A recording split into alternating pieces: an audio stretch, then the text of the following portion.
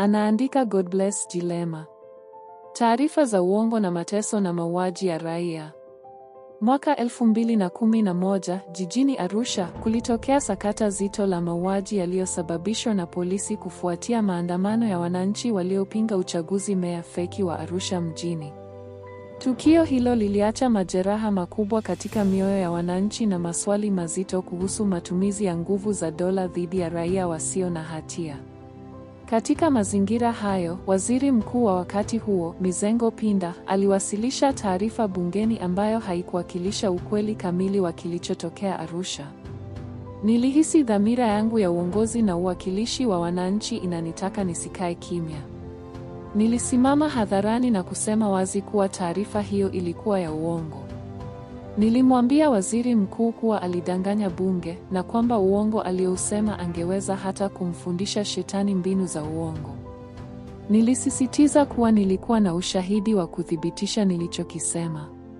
Spika wa bunge alinipa siku 7 kuwasilisha ushahidi huo, la sivyo ningechukuliwa hatua za kinidhamu ikiwa ni pamoja na kusimamishwa kuhudhuria vikao vya bunge.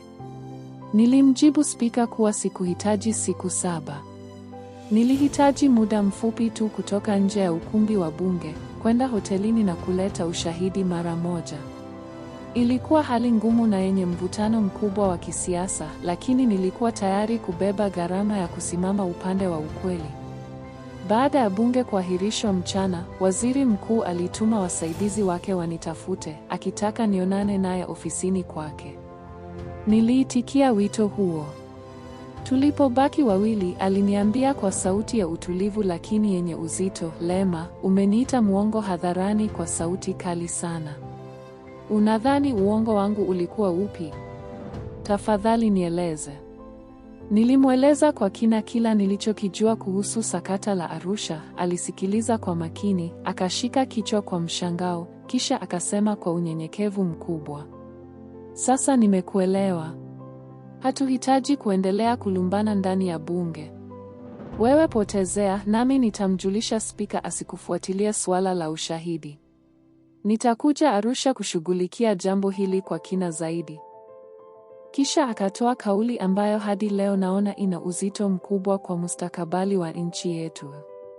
Lema alisema, tatizo letu kubwa sasa liko kwenye recruitment ya vijana wanaoingia kwenye vyombo vya usalama. Kazi ya intelijensia ni kusema ukweli ulivyo, ili viongozi wapate mwelekeo sahihi wa kutawala. Kwa sasa tuna changamoto kubwa ya aina ya watu tunaowaajiri. Kuna kazi kubwa sana ya kufanya. Maneno haya yanaeleza kiini cha tatizo kubwa linalolikabili taifa letu kwa sasa. Watu wengi wameuawa, wameteswa au kupotezwa si kwa sababu walikuwa na hatia, bali kwa sababu ya taarifa za uongo, majungu na uzembe wa kitaaluma ndani ya mifumo ya usalama.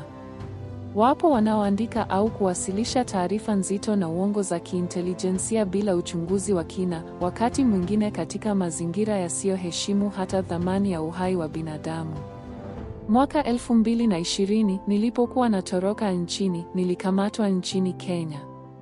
Niliwasikia baadhi ya maafisa wa vikosi maalum Kenya wakisema kuwa mimi na wenzangu tulikuwa tunapanga kupindua nchi.